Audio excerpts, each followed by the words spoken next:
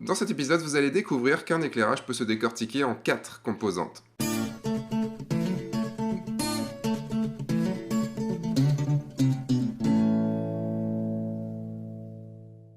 Bonjour, je suis Sébastien Roignan et vous êtes bien dans un nouvel épisode de F1.4. Oui, je parle un petit peu avec le nez, je suis malade depuis quelques jours et j'essaye de soigner ça, mais ça veut pas. Mon nez est un petit peu bouché comme ça. Dans l'épisode d'aujourd'hui, on retrouve Laurent Henny, que vous avez déjà pu voir dans l'épisode sur l'initiation à la photo de nu en studio. Cet épisode est un extrait de la grosse formation qui vient de sortir il y a quelques jours sur l'initiation à la photo studio. Donc, une formation dans laquelle Laurent nous parle de toutes les bases à acquérir pour pouvoir faire de la photo studio. J'ai sélectionné pour vous un extrait qui est assez important et dont on n'a jamais parlé dans F1.4. Ce sont les 4 composantes d'un éclairage. Un éclairage se décortique en 4 composantes et c'est ce dont Laurent va nous parler donc maintenant et que vous pourrez retrouver plus en détail dans cette grosse formation. Donc passons au premier module de cette partie 2, donc la décomposition d'un éclairage en 4 composantes. Est-ce que tu peux m'expliquer, enfin nous expliquer du coup, quelles sont ces 4 composantes? Ouais, enfin ce dont je vais parler. Donc si les setups d'éclairage sont une recette de cuisine, cette méthodologie en gros va englober toutes ces recettes de cuisine. D'accord, donc ça veut dire qu'en connaissant ces 4 composantes-là, on sera capable de tout faire? Oui, en fait, ou plus exact, oui, C'est avec du temps, de l'expérience, oui, etc. Bien sûr, mais c'est plus marketing de dire oui. Oui. Déjà, alors, cette décomposition, cette méthodologie, c'est quelque chose qui vient un peu du monde du cinéma, version un peu comme Hollywood, allégée, light. 3 composantes sont plutôt dédiées à l'éclairage du sujet. Et une à l'éclairage d'autre chose. Commençons en fait avec la première composante. La principale? Ouais, celle qui est indispensable, sans laquelle en fait l'image ne peut pas exister. Ce que tu me disais, c'était même, elle est indispensable alors que les autres sont dispensables. Ouais. Enfin, si on travaillait qu'avec cette composante-là, on pourrait faire des images. Si on avait le droit qu'à une lumière, ce serait celle-là. Oui, et on l'appelle lumière principale. Voilà. On peut, en terminologie anglaise, on appelle ça key light, lumière clé. C'est tout simplement le soleil. Il y a un seul soleil dans le ciel, il n'y a qu'une seule lumière principale. Alors là, je ne suis pas tout à fait d'accord avec toi. Oui, vas-y. Il y a des théories que j'ai vues sur un groupe Facebook qu'il y avait plusieurs soleils dans le ciel, mais qu'on ne les voyait pas forcément. Voilà. Bon. Moi, je dis ça. Donc ça, en fait, c'est la première composante, la lumière principale. On a déjà vu une composante, on la met dans la petite case. Maintenant, composante 2. Composante 2, c'est la lumière de remplissage. Mais c'est quoi la lumière de remplissage? La lumière de remplissage, c'est celle qui va remplir les ombres, qui va permettre de régler le contraste. Ce qu'on a vu dans la partie théorique, en fait. Donc avec la lumière de remplissage, on va régler le contraste entre les parties les plus éclairées et les moins éclairées. D'accord? Donc, qui dit remplissage, enfin, ça s'appelle remplissage en français, en anglais, ça s'appelle… Fill. Bah ouais.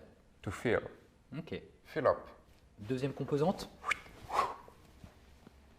Que d'effets spéciaux. Troisième composante. Non, la suivante. C'est pareil. C'est pareil. Composante suivante. Composante suivante. C'est les lumières de contourage. Lumière de contourage. Là, je vais prendre un tout petit peu plus de temps pour les expliquer. Donc, les lumières de contourage, c'est celles qui vont permettre de détacher avec de la lumière le sujet du fond. D'accord. Alors, comment on détache avec de la lumière le sujet du fond? On va lui créer un petit contour lumineux.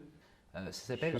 Ouais, là, sur le visage, sur les cheveux, enfin tout ce qui va… Ouais, partout, où on veut en tout cas. Ce petit reflet lumineux, on appelle ça reflet spéculaire. D'accord. Voilà, c'est brûlé, enfin là c'est brûlé. Donc n'allez pas chercher en fait, n'allez pas chercher à ne pas brûler cette lumière-là, faut la brûler. Oui, mais il ne faut pas qu'elle soit trop grande. Ben voilà, après on va régler sa taille. Voilà. Donc on va, si par contre on veut un gros trait de séparation, il y en a qui veulent. Hein. Ouais, ça arrive. Bon, c'est un peu kitsch. Hein. J'aurais envie de dire chacun ses goûts. Ben voilà, mais tous les goûts sont dans la nature, donc voilà. Voilà pourquoi on appelle en français lumière de contourage. On crée un contour de lumière sur le sujet. Et en anglais, c'est la backlight. Ouais, mais parce qu'en fait, les Anglais, ils sont un peu plus directs que nous.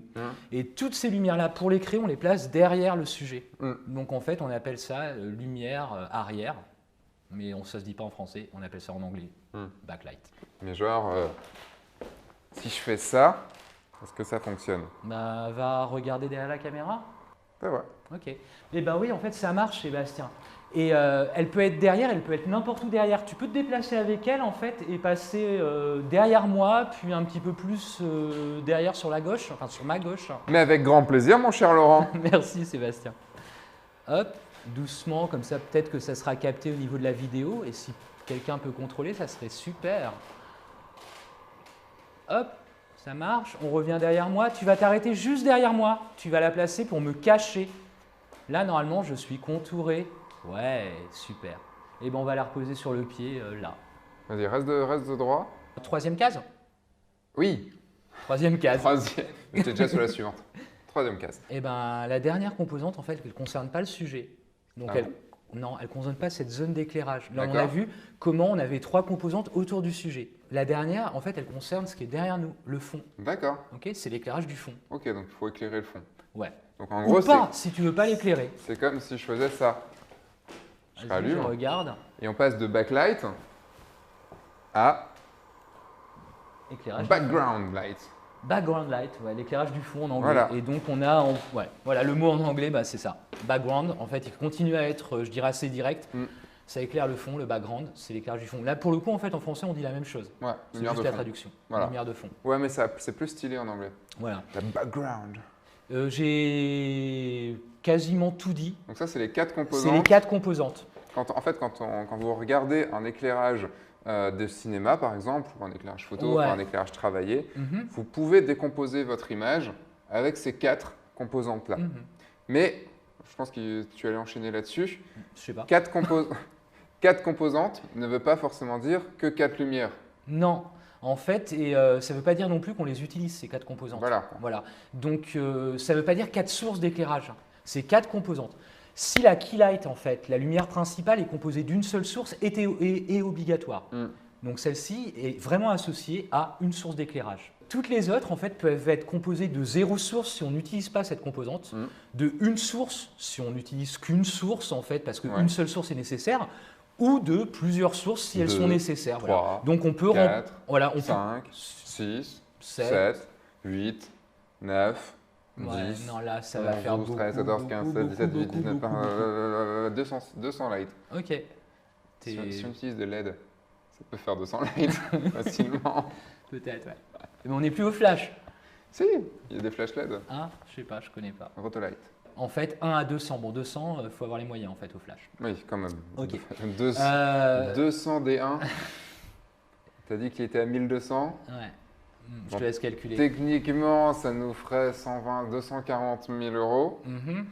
Bon, je pense qu'on pourra demander à Profoto, ils nous feront un petit prix. Ouais, je pense que dans ces quantités-là, en fait. Enfin, ce qu'on vient de dire pour une composante, par exemple le filtre, si on remplit les ombres avec plusieurs sources de lumière, on peut le faire également avec les lumières de contourage. On aurait pu en mettre une à droite, une à gauche, une derrière, ou une seule, ou pas du tout si on ne veut pas contourer la personne.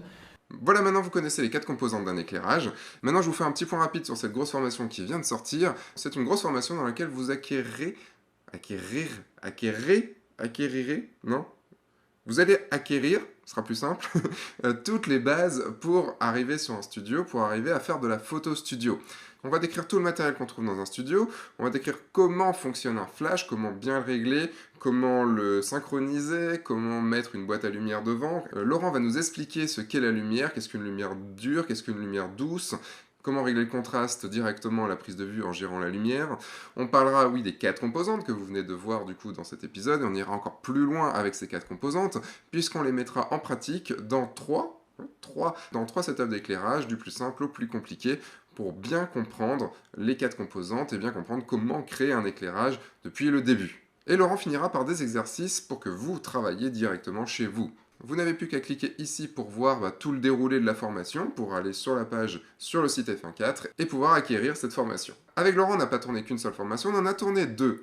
La deuxième formation étant la suite de cette première grosse formation, c'est sur le portrait studio.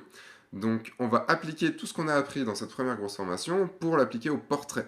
Dans cette formation, on va voir plusieurs setups d'éclairage et surtout comment diriger un modèle en studio et comment mixer la lumière naturelle avec la lumière studio. En bref, on verra plein de choses encore.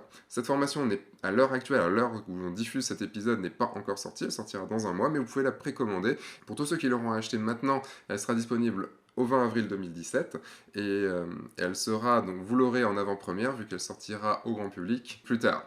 Une petite chose aussi, à l'heure actuelle, il y a donc une offre de lancement, comme dans comme à chaque fois. Cette offre de lancement dure jusqu'à jeudi prochain, jusqu'au jeudi 23 mars à 23h59.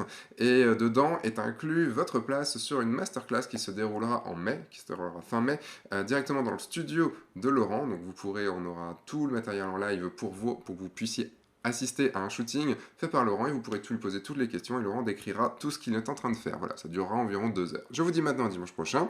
Moi, je vais aller soigner encore plus ce rhume parce qu'il commence à m'embêter pour rester poli.